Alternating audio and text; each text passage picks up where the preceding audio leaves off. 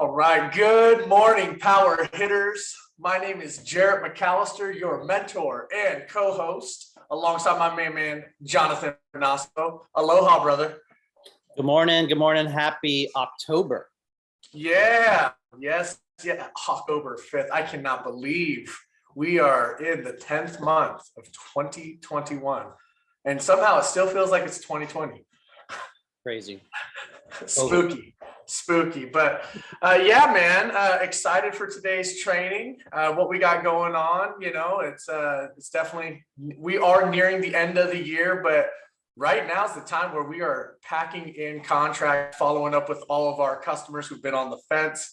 They can get their tax credit for next year, get their systems installed before the end of the year, lock in and grandfather that net energy metering 2.0 for those of us out here in California.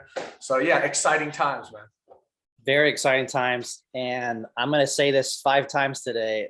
The Masterclass Immersive Wednesday, the CEO call, huge announcement. And I know everyone always says that, but just wait till you see. Better be a huge announcement. Yeah, it's going to be great. Awesome, man. Well, thanks. Let's get going with success stories, shall we? Yeah. Let's, LB, are you there I'd love to hear what you did the other day on being recorded. Yes. Can you hear me? Yes. Hello. All right. Hello, everyone. My name is LB. I'm from Fort Worth, Texas. Fighting hard to become one of the mentor here, and hopefully I will be able to contribute to the team also. So last week, I have done a podcast. In fact, it was a FM station. They want to interview me about renewable energy. And I did a short kind of interview with them, educating why, still there are big number of homeowners who thinks that, when they install solar panels in their house, it will be difficult to sell their house and stuff like that. So we talked about that. And after that, so I got like 5 calls, and out of those 5 calls, I have 4 appointments. So I think it's always great to explore those, people in your locality to see if you can talk to them and have some kind of education in their program. That's what I did. I reached out to them and say, hey, can we do some kind of, small interview about renewable energy in our community.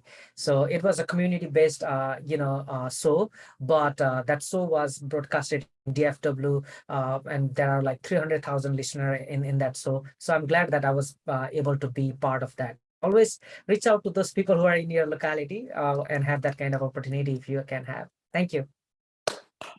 Hell yeah.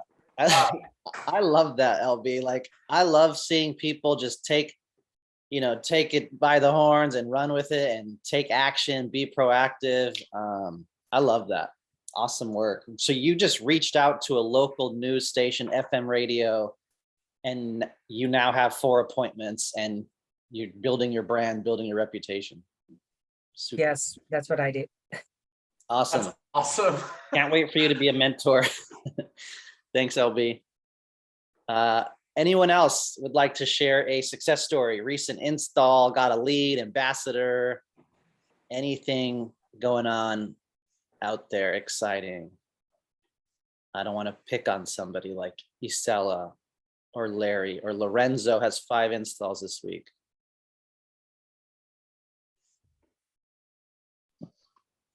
Let's get a quick share. Jonathan, I got none. But I door knocked and I got no's, so I've got that many more no's out of the way.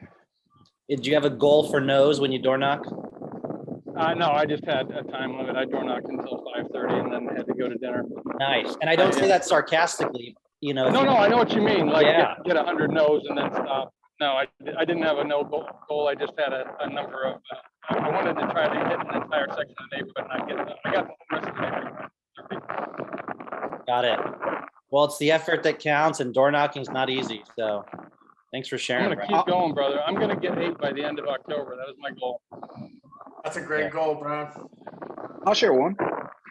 Who we got there?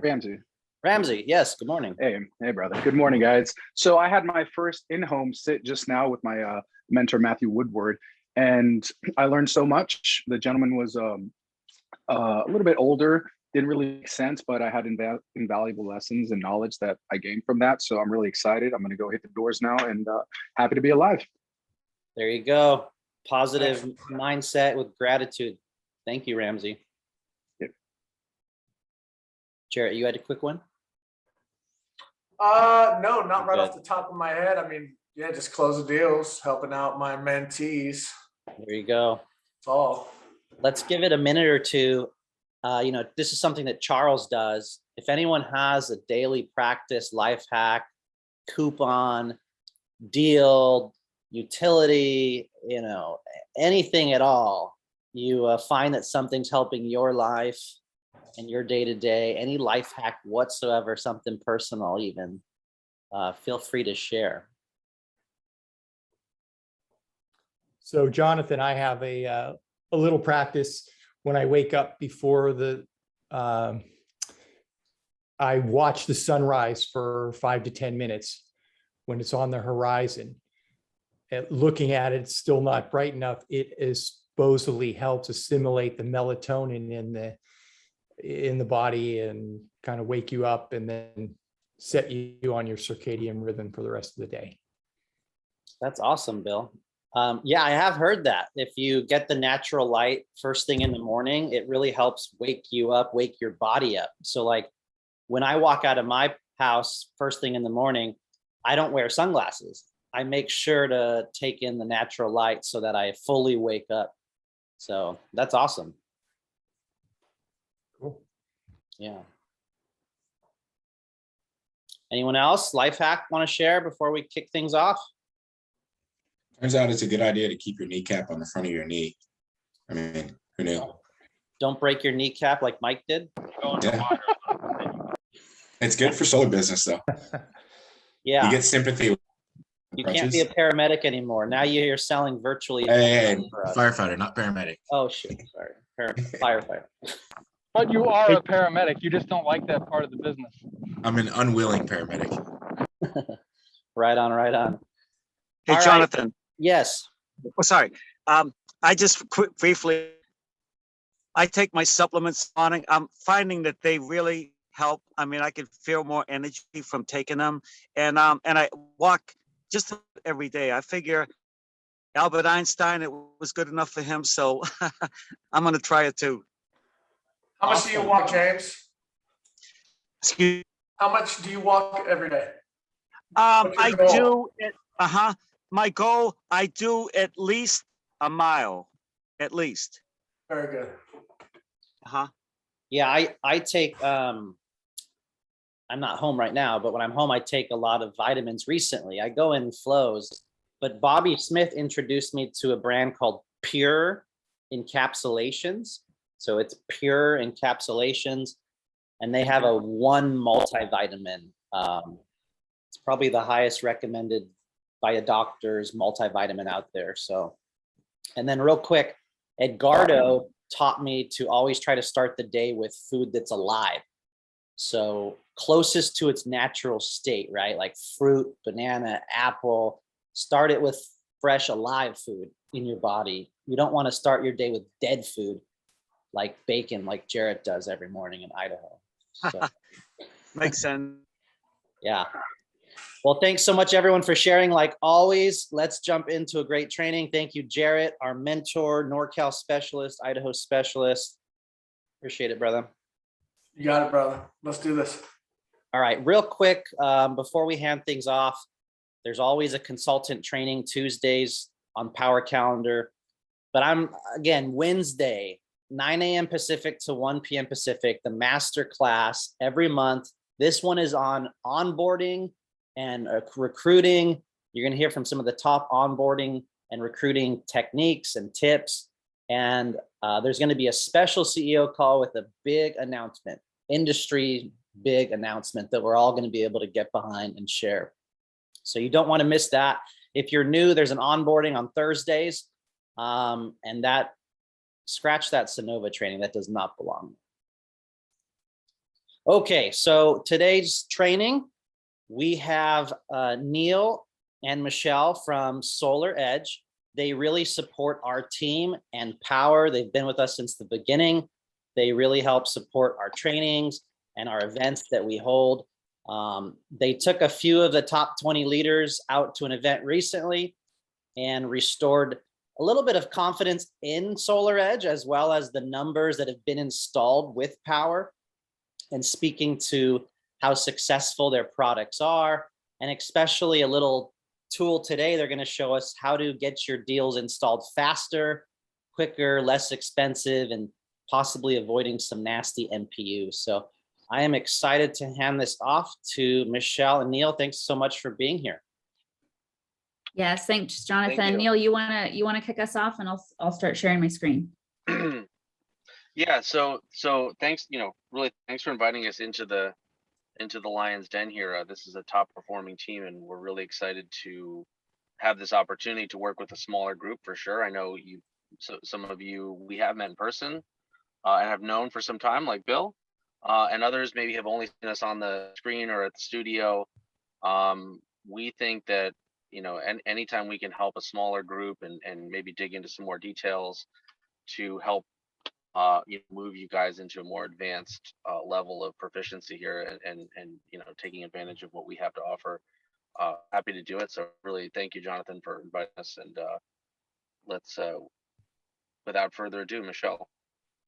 Yes, so like Jonathan said, we want to give you a couple of nuggets today based on quality, some fun facts about our actual reliability process, and then talk to you about main panel upgrades and how that's impacting the industry right now. I'm sure it's impacting this team. We're seeing it a lot, and we can actually avoid main panel upgrades with SolarEdge. And there's a couple of simple ways we can do that. So that's our main point for today. We want to ask questions throughout. So please put them in the chat box. We'll have time at the end for questions too. So let's jump in. I think some of you already know this. There's a lot of new people on this call, but just if you don't know, SolarEdge is leading by experience. We are the #1 solar inverter company globally. We've gotten into a lot of other technologies. So you've probably heard of our battery coming out. So that's a new one that's coming out. We also have our ecosystem solution, the Energy Hub, that includes EV charging and going to include other smart energy devices as we come out. But we also own a powertrain company that builds all of the Amazon fleet vehicles, an uninterrupted power source company. So we are huge. We're very expansive. We actually have 2 million systems monitored in our monitoring portal worldwide, and we're in 133 countries. So a part of that is being really close to our quality and reliability. So a couple of fun facts about our actual testing process and the stringencies around that. We actually test our products in 4 extreme weather conditions so that we can really cover both extreme heat and extreme cold conditions in our product and check that off, check the boxes when it comes to those extreme weather conditions. But we all know what an assembly process looks like in a manufacturing plant, and each of our units undergoes full component traceability, where these components came from, in order to ensure that we know exactly where these components originally came from, and they're all tested at each station in that assembly process. So if there's a challenge, if there's an issue with that product, we catch it early so that we can go back, change the mold, change the process, and we test each portion of the stations within our assembly process. We also do batch sampling at the end of the process. So make sure that we're just batch sampling all of our products, and we utilize a third-party reliability verification company. So it's not just all internal. We use a third-party verification company to test our products. We actually are very close to the manufacturing process, the R&D of our products, and the development of our products. So we have 10 R&D, research and development facilities globally. And if you're an employee at SolarEdge, you actually get first dibs in pilot testing all of our new products, so that our field engineers can be close to the installation of that product, and we can test it throughout the process in both beta testing and the pilot testing process. So after we have checked all the boxes, the product is safe and reliable, We also have enhanced support. So some of you have probably heard of No Call RMA. This is for our installers. It gives them the ability to submit a replacement for a product without calling into our service center at all.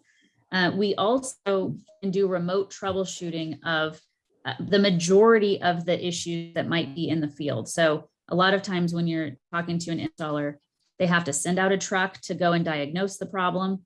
That person has to come back, has to go back again to replace and repair the product. With SolarEdge, you can actually remotely troubleshoot a lot of it. So you're only going out one time for that repair. And then we all know My SolarEdge for homeowners allows them to manage and track their system on their side of things as well, so that they can manage all of their devices, in their home on that app in one central location. I want to talk about, though, Powur specifically, like Jonathan mentioned, and this information is, information that is not public knowledge. This is only for, select groups of people. It's confidential information, but of course, we want to make sure this team has full transparency of what's going on with the Powur products in the field. So when you hear in the word fleet, that really means how many SolarEdge inverters are out in the field that are Powur managed. So there's 4,385 SolarEdge inverters that are installed on Powur sites currently. Currently, as of this week, there are 54 sites that have issues that need replacement or on-site repair. So less than 1% of the total fleet in the field need on-site repair or replacement.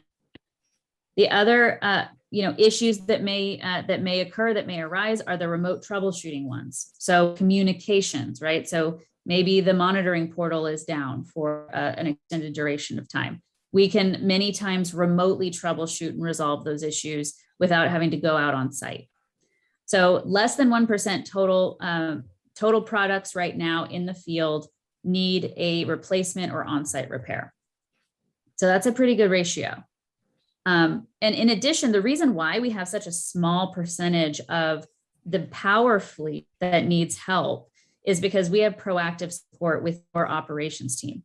So our engineers actually meet with your operations team to review the entire fleet on a weekly basis to ensure the health of each of those projects. And reason being is we really want to focus on minimizing homeowner downtime. So, if something needs to be repaired, the most essential piece of this is we repair it quickly, because we don't want the homeowners to be down for an extended period of time. So this proactive support allows us to really hit those customers that need it right away, and we can go out and repair and replace that. So that's the actual Powur fleet as we see it, and we wanted to give some definitive numbers around that. Neil, did you have anything to add here on this before we talk about our advantages? I just want to say that we're happy to get more granular or really provide any additional assistance that anyone needs. I think that for those that are coming into this as solar pros, they may have some other projects they did with other installers. There could be issues. This industry is still very new, and so with installers being out of business or customers that are effectively orphaned on their warranty and that might need some assistance, please reach out to us, and happy to just keep updating you. The other thing to note is when we step out of just the solar side of our business, SolarEdge is a fast growing smart energy company that works in other sectors as well. So things like critical power, which is the kind of power systems that don't go down, like when the grid goes down and you have to maintain servers and things. And we also now have a product in the automotive space. We're building basically an electric drivetrain. So for those that are familiar with manufacturing, these are a big step up from just, let's say, solar. And I think it kind of speaks to our competency and our proficiency in building really, really high quality stuff. So yeah, that's where we're headed, and happy to take any questions on the chat or what have you, or if we have a little time at the end. Yeah, I think we have some good questions coming in. Keep them coming, and we will definitely have time to answer those ones at the end of this. I wanted to make sure that this team saw our faces, because we are your partners with Powur. And if you have any challenges with your customers, you feel like you're stuck in the mud with a customer scenario or an issue with SolarEdge, we are at the very front lines of SolarEdge. So if we need to escalate something internally, we have your back.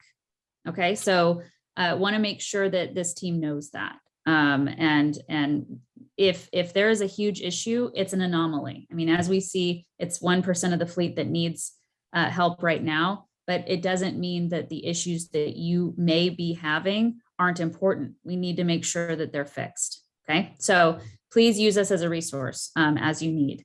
So let's just talk about the basics here. Who can tell me the difference between a microinverter and an optimizer?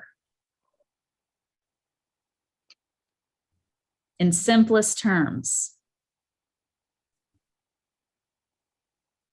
I think Larry knows. He took himself off of mute. Let's hear it. They kind of do the same thing, correct? An optimizer is there, there's an optimizer per panel. Yep. And essentially, it's supposed to give you the same type of availability to skip a panel if one goes out or if there's shading. Okay, yes, great. So I have a really easy analogy for this. I'll say I've been in solar for 10 years. I did not know the real difference between a microinverter and an optimizer until I started working at SolarEdge. And my answer was exactly the same as Larry. They generally do the same thing. They optimize the panels. So if there's shading on one module, that means that the whole system is not going to go down, right? So it optimizes the whole system. That's absolutely right. There's a big difference though. Microinverters are optimized at a panel level as well as optimizers, but microinverters are limited at a panel level as well. So what's actually happening is, we know that you're converting that direct current energy that we hit at, from the solar system to alternating current energy, right? I like to think about the sun hitting those solar panels is like organic free range energy. It's just direct current energy. It's unfiltered, right? And then it needs to be filtered for us to actually use it in our house. And that's turning into alternating current energy. With a microinverter solution, this is happening on the roof multiple times on every single module. With a optimizer solution with SolarEdge, you're converting that energy one time at a system level on the wall with our inverter. So you can think of this as a cups versus buckets scenario. So let's talk about all these faucets. We turn them all on. We can think of these as our solar panels on the roof. If we turn all of those water faucets on at one time, are they going to have the same level of water pressure as one another? No, right? So this is happening on our roof too. The sun is hitting the solar panels at different angles at different times, and they're having different levels of production at any given time of day. They're not producing at the same level. So if we turn all those faucets on and we put cups under each of those faucets, the ones that are overproducing are going to overflow, right? And so this is what's happening in a microinverter solution on the roof too. Those panels that are overflowing with energy, that are overproducing, we actually lose that energy at a panel level. The ones that are underproducing are simply underproducing, and we're not making up for that energy in any case. With a SolarEdge solution, an optimizer solution, because we have one central location where we're pulling all of that energy, we're harvesting all of it in one spot, we can think of it as a bucket. So if we have all those faucets on, they have different levels of water pressure, but we're putting it into a bucket. The ones that are overproducing, we get to keep that energy, right? The ones that are underproducing, we're actually making up for the underproduction with the overproducing. So we're filling up one central bucket. So this is happening with SolarEdge energy as well, because we're able to harvest all that energy off the roof at one central location, and our system is able to make up for underproduction with the overproducing modules. So what does this mean for our homeowners? How does that equate to how much energy they're actually getting in addition? We see that that's equating to about 3 additional days annually of full day production for that homeowner. So your homeowners with an average system size are getting about 3 additional days of energy from your solar system if you're going with SolarEdge, because it's a more efficient solution with an optimizer. Does that make sense? Pretty cool, right? It's a little bit different. It's a little bit of an aha moment because I didn't know it either previously, but yes, 3 additional days annually with a SolarEdge solution. So yes, Neil. So yeah, so I was going to say that, this is I would call this the safe number. This is the number that happens all day, every day. But what we've started to do is we looked at some of the choices of modules with microinverters is that there's some much more aggressive examples of not just 1 to 3%. You could even have as much as 10%, especially in scenarios where you have over 400 watt modules. So I think there's a lot of opportunity. This is also, I would say, one of the leading reasons why over the long haul, a lot of the third-party owners like Sunrun, for example, have preferred to use SolarEdge because they're really selling the energy. At the end of the day, they're selling kilowatt hours. And so 1 to 5% on any balance sheet is always appreciated by someone who's selling units of energy. So that's the idea here, is we can show you, maybe not today, but maybe in the future, some other examples of where you could get 3%, maybe 5% more production, 7% more production. Yep. And Jonathan has a good point. So little to no clipping compared to microinverters. I'm trying to not to use solar nerd talk at this point. So I didn't say clipping, but Bobby, to your point of what's clipping, you can think of it as, in this scenario, that lost energy. It's that energy that's lost when that overproduction happens at a panel level. So that energy is clipped at that point, we lose it. So that is what Jonathan means by clipping. We harvest all of that energy. It's nerd talk. You can use it in the home too.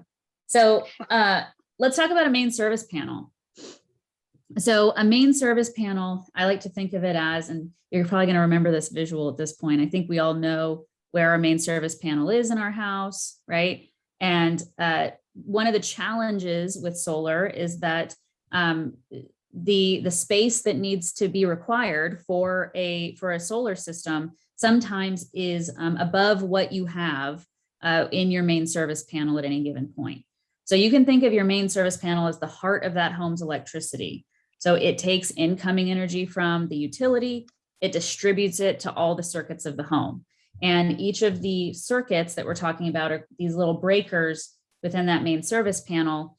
You can have multiple different sizes of main service panels in your house, depending on what you need to run in your home.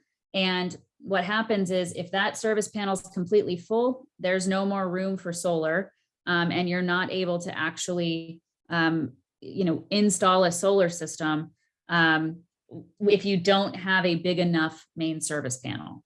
So that's when we run into main panel upgrades. So who can tell me what the pain point is of a main panel upgrade or an MPU? What are the challenges there? Well, there's a lot of challenges right now. Yes. The permits are way slower. Yes. Different jurisdictions, it's difficult. Separate permitting. I mean, it's just, there's a whole plethora of things that come along with it. Yeah. So a lot of us have gotten good at overcoming the cost challenge, the cost objection of a main panel upgrade, which can be about $2,500 to $3,000. With our homeowners, that's a tough thing to eat, right? But sometimes we can overcome that cost, but to Larry's point, the delays have caused even more of an issue. So to me, and you tell me if I'm wrong, it's adding complexity, it's increasing cancellation rate. I think I'm in California too. When I was selling solar, the main panel upgrade was the biggest challenge with my cancellation rate. It's like you're sitting in that home or you're on the computer with that guy for 2 hours. You sell them solar, they're excited, and then you tell them it's an additional $3,000 for a main panel upgrade, and sometimes they'll cancel. So it delays the project. We're hearing in some areas in Southern California, what was it, 8 to 10 weeks, and even more. It's going to delay your commission payout in a lot of cases and customer satisfaction risk. So even if it does go through, a lot of times that customer will say, I thought that it was going to be a faster install. I'm still not installed 6 months down the line.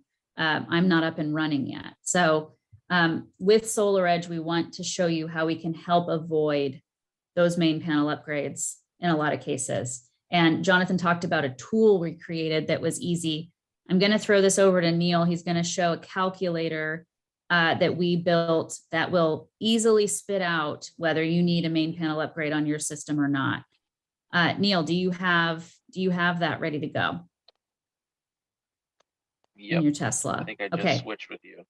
I'll stop sharing. Yep.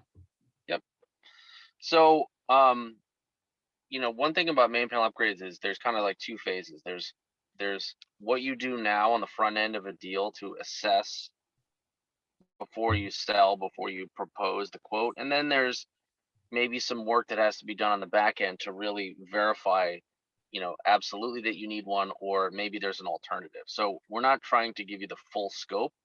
The idea here is that as a salesperson, you want to quickly identify whether or not a potential project is likely or unlikely to have a panel upgrade. I will say what underlies this is some fairly simple math. And so once you learn how to do this, you'll find that the calculator is, oh, that's easy. And you'll be like us, maybe teaching other people the math. So we built the math into the back end of this. So really for your purposes, this is a drop down tool. So I'm going to make some changes here. Maybe Michelle, you want to pick some examples perhaps, but what we've done here is looked at really the two numbers that you're gathering from the electric panel itself, which is, so when we say the bus bar rating, that's the sticker rating that's on the inside of the cover typically. And then the main breaker rating is the big breaker at the top or middle, depending on where it is and what that number says. These are two pretty simple numbers to gather. Someone I heard the other day said, hey, well, we should develop an app where when the homeowners sort of get into their, come in as a lead and we are able to then start the proposal process, maybe the homeowner can participate and send us a picture, because that one picture tells you the whole story. And that guy that said that was Jonathan Budd. So thinking about this, getting for those that are doing things very remotely, a homeowner picture is enough to really size this entire scenario up. So let's pick one right now, 200 amp panel with a big 200 amp breaker at the top, and let's say that I need to put on 20 panels on that house. Let's increase that. Let's say actually I need to put 30 panels on that house. So in this case, what that does is in the back end, it's sizing up a SolarEdge 10,000 watt inverter, and we've built most of that functionality today into Solo. So Solo will make the decision about which inverter you need, and in this case, it's doing some math and saying that more than likely, because I have because of the capacity that this configuration allows, I will need a panel upgrade. If I were to change this and say I look at the panel and actually it happens to have a 150 amp breaker, that changes the calculation, and so now I would not need a panel upgrade in this case.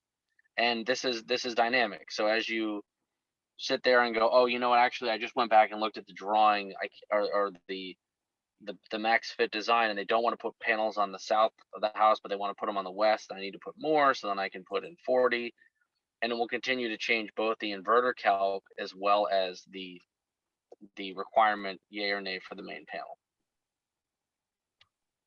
And then down here is your module wattage. So then you say, oh, I'm going to use the missions, right? Instead, okay, all that still works, but actually we're out of those. So now let's go back to the Jinkos. Change system size, same number of panels, etc. Easy peasy. Yeah, so we have some good questions in here. One of which is, how often is the bus bar and main breaker not matching? And it said, Mike said a decent amount in Florida. I think a decent amount is a good estimate of how often, because we're seeing it quite a bit. Neil, do you have an actual estimate? Yeah. So what you're going to find in all these different markets, especially as you add more people, is that we've done different things in different places. It's really kind of like the vintage of the home. So for example, here in California, I live in a house that was built in '61, and a lot of the houses built in the 50s and 60s have like a certain type of panel and config. And then everything after that tends to be bigger breakers, bigger bus bars. The other thing you should note is that sometimes you're going to see that maybe they've changed that panel. So they may have actually lowered the size of that breaker, which is good for solar. And we've actually talked about that. It's called derating the main breaker. One thing I'll say about that is that that is technically an option and can be done. But as you know, Michelle and I are huge fans of talking about EV charging. And that can put a little bit of a cramp in someone's style if they're trying to do an EV charger later and effectively add that to their system. So we recommend trying to use that sparingly. But yeah, that's it. It's not a, Michelle, there's only basically rules of thumb, but with a large diverse group here, it just depends on where you're from and when they built those houses. Yeah, and I think that when we were just talking about it, might be helpful on this calculator, just on the right-hand side, we put a little diagram of where to find the bus bar rating, where to find the main breaker rating. You could even, if you're not in the home, just ask your homeowner to go do that and have this quick reference sheet to throw it in here and see if you might need to be setting that expectation about main panel upgrade at that point. So, Yep. Yeah, so I think that, that's an easy thing for the homeowner to actually go look for as well. They don't have to click anything on or off. They just need to open that that actual main service panel. Yeah, another so the thing to bus is note is- normally found at the paper on the door, and the main breaker is right at the top, that big switch at the top. Yeah, I was going to say another one for, especially for those that are dealing with older homes, when there is no paper, you can later on, electrician can pop the real cover off the dead front and determine what it is, but you would just assume that it's the same as the breaker. Mhm. So if there's 100 sitting at the top and this thing is a little rusty, it's fine, but the paper is just deteriorated and gone, you would then also assume that that's a 100 amp panel, no more, and certainly and hopefully no less. Other than that, the only other thing I'll say, Michelle, is there's a few things out there that they have to be replaced. So if anyone ever sees something that says Federal Pacific on it, just assume that has to be replaced. They are defective and all of that. So there's some other things out there maybe we can add to lists as like kind of reference materials to help the team. I know I've seen a YouTube that Jonathan did, I believe, that had some more details on this kind of stuff. So maybe there's an alliance we could form there to flesh this out. But in general, this is your everyday tool. This is your, hey, let's do a quick check. Let's make sure we don't have to do an upgrade. Or if we do, maybe this is the one where you make another phone call to your mentor and say, hey, listen, have you seen this before? Because largely what we, from our main panel discussion, is like, not all of your projects fall into this category. But when they do, that's why you pull out SolarEdge, because we're the Swiss Army knife of getting you out of this situation with the least amount of upgrades and hopefully the most alternatives to that upgrade, whether that's to inverters or kind of flexing the oversizing of the system, because like these are taking, from where I sit right now, my customers in this region are saying it's 12 weeks to get an upgrade. Like, so who wants to wait till next year to get paid on a job? Who wants to have the kind of risk that maybe the customer cancels, or if the upgrade is the direct result of because of something because of the microinverter sizing, what if someone comes in with SolarEdge and takes your deal? So Yep. So let's get to some of the trends real quick, if I can show my screen one more time. So team, I'm sure that you noticed, even if you're new to the solar industry, you're probably noticing a rapid increase in module wattage. We're seeing that module wattage trends are going up almost every week. I had a customer yesterday tell me they're on 440s and they were just on 375s. So it's going up. And so there's a difference now and an advantage we have over the microinverter solution in this case as well, because we are limited and we work on a system level basis with our inverter. You're not limited at a module level. And we have the flexibility to install the same wattage per system regardless of module size. But what happens with a microinverter solution is when you go up to those higher wattage modules, you're going to need higher power microinverters, which essentially is limiting the amount of panels you can put on the space needed on that main service panel, right? So this is what we're seeing. If we're talking about a 375 watt module here, this means about 3 additional modules over your current microinverter solution if we're talking about a 375. So the limit Who knows what microinverter solution Powur is using right now?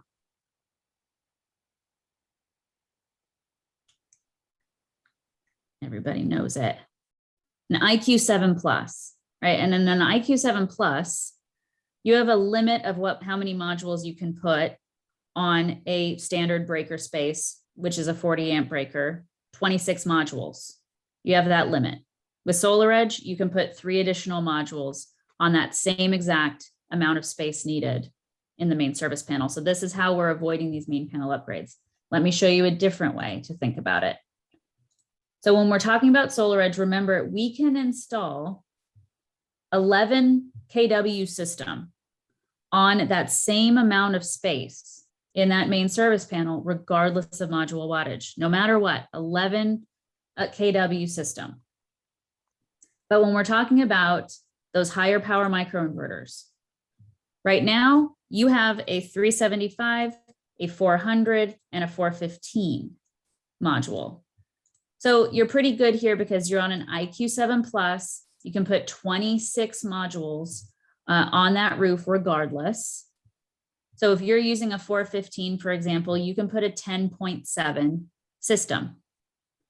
But Powur just switched over to a 415. So we're anticipating that these module wattages are going to go up, up, up. And we're already kind of pushing the limits on a 415 watt module on that microinverter solution you're using right now. So what that means is if we're going up in module wattage even more, you're going to have to switch over to the more powerful microinverter, which is the IQ7A.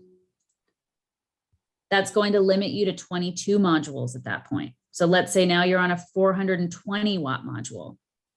That's going to put you at a system size of a 9.2 kW. So what happens to all those systems that are higher than a 9.2 kW?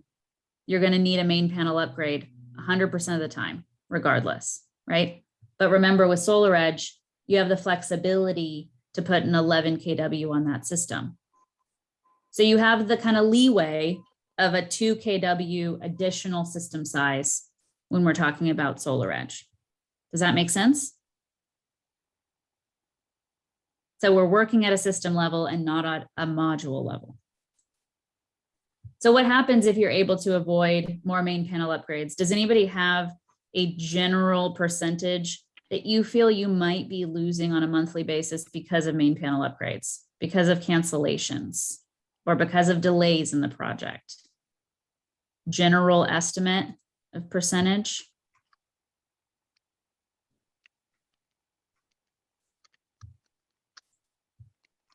Wow, yeah, 30%. We're seeing generally like 15 to 30% cancellation rate because of main panel upgrades at this point. And what would happen if you could actually add and you could close 2 additional jobs a month? Think about it in your commission rate. And this is actually just a standard commission rate on a 9 kW average system size. We're talking about, $5,500 generally more commissions if you were able to close 2 additional jobs just by avoiding those main panel upgrades. If you're going into the home and it's a competitive situation and your system is larger plus $3,000 less because you're avoiding the main panel upgrade, your odds of winning that deal are very high. So additionally, we can talk about these additional modules you can add. So they're larger system sizes. What are you making on one additional module to all of your jobs? Because you have that flexibility. So CalNEM data actually shows SolarEdge systems are consistently larger by about 3 modules. But what if you could add just 1 more module to all of your jobs? Well, with this actual commission equation, you're making about $120 a module on your projects. So that would mean an additional, $1,200 monthly, $14,000 annually, just by adding 1 more module to your jobs. So I remember when I used to sell, I used to have to undersize systems just to avoid main panel upgrades. Does that happen to this group? Maybe even just by 1 or 2 modules, just to avoid main panel upgrades. So, that customer needed a 10 kW system, you undersized it sent them a 9.2 or 9.5 just because you wanted to avoid that main panel upgrade. In this case, you have the flexibility to add those modules back on and make that money. So considerations here, these are nuggets we wanted to bring to this team to avoid these main panel upgrades, especially because they're super painful right now. And if you go into the home without one, the likelihood of winning that deal is very high. Wanted to make sure this team knew, SolarEdge has a Sales Elite program now. If anybody joins that Sales Elite program, chances are this group's going to be winning those prizes, because this is the highest performing group probably in most of the nation. So would love to have you a part of this group. It's going to have contests, raffles. We're actually doing a lunch and learn tomorrow about the SolarEdge Energy Bank, which is our battery, before it's released to the public. So would love to have you join this and get those updates before the rest of the industry does. We also have selling tools available for you, and sneak previews of new products at all times. So would love to see you on there. Let's see the questions here. Yeah, I was gonna just jump in here on some of these questions, if that's Yep. all right. Yes, please. Okay. Couple kind of things about clipping. More that solar nerd talk. Clipping is just power or energy that's never realized. So whether that's clipped at a optimizer, micro, or inverter level, it's potential energy from the model, right? And so as we get further down the road, and we're going to start to show you guys very soon our new battery product, we now have a place for maybe some of that energy to go to. But in general, this is the game, which is to look at the panel watts, the inverter size, trying to look at how much the system can produce without necessarily building a lot, using a higher power micro or a higher power inverter. And because there's been such rapid changes in module wattages, that's why this is all coming out right now, is because people are getting forced to kind of sell what's available, and that doesn't always line up with the right size micro. So that's where clipping comes in. And with SolarEdge, we have the same size products. On the optimizer side, we have larger micros, so you don't have any clipping at the optimizer or panel level, and so that's why we're having a lot of this discussion. Speaking of the battery, so we will likely be doing a big splash at Evolution at this point. For those that are maybe familiar, there's been a lot of delays globally now with really just getting products, mostly from Asia to Europe and North America. And so you can imagine batteries are big, heavy things that ship in sea containers. So that's just delayed our plans a tiny bit. But meanwhile, we're looking at Powur as a launch platform or launch opportunity. And so I've been discussing that with Jonathan Budd, and should be really unveiling that to the wider team here shortly at the December event. Let's see. So as that relates to Energy Hub, Larry, today you'd still pair that to right now today with LG, although the availability of that product is very limited, so I don't believe it's on your available equipment list. But the Energy Hubs will pair with that product and our upcoming. Sorry, I'm looking in the wrong camera. Their upcoming energy bank product that we've sort of previewed for this team. Michelle, what else is in here? Well, I just wanted to make sure everybody knew the great resources Jonathan's putting into the chat box, one of which is exactly what I was thinking with the main panel upgrade, where to find these, or main panel breaker versus bus bar ratings. Send this to the customer. This is exactly where the main breaker rating would be. This is where the bus bar rating would be, and your homeowners can actually do that on their own. So yeah, really good resources Jonathan's throwing into the chat as well. I believe that the calculator was also thrown in there by Chris. So that is in there too. Larry, the name of the new battery is SolarEdge Energy Bank. And that will be publicly launched a couple weeks from now, but tomorrow we're going to launch it for Sales Elite and show you some info on that. I think we covered everything else.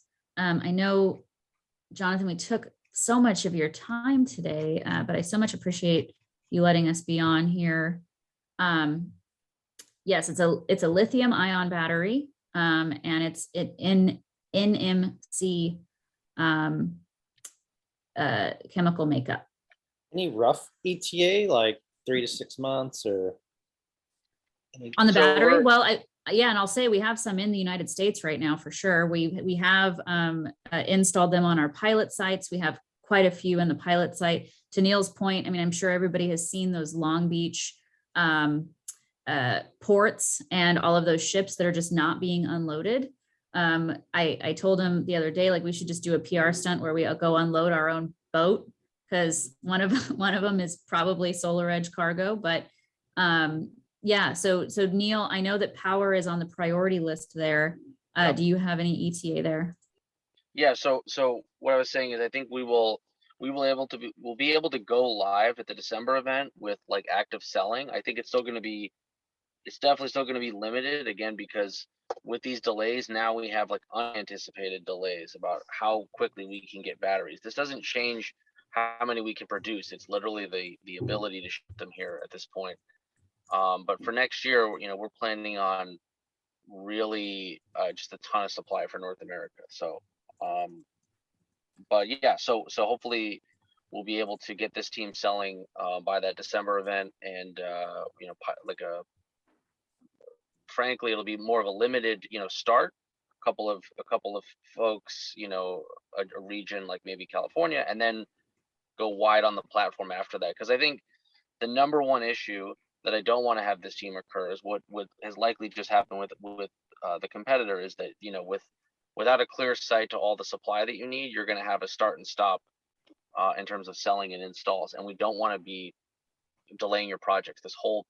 All of today is about not delaying your projects. So let's not add a battery to that and clog up another 50 or 100 deals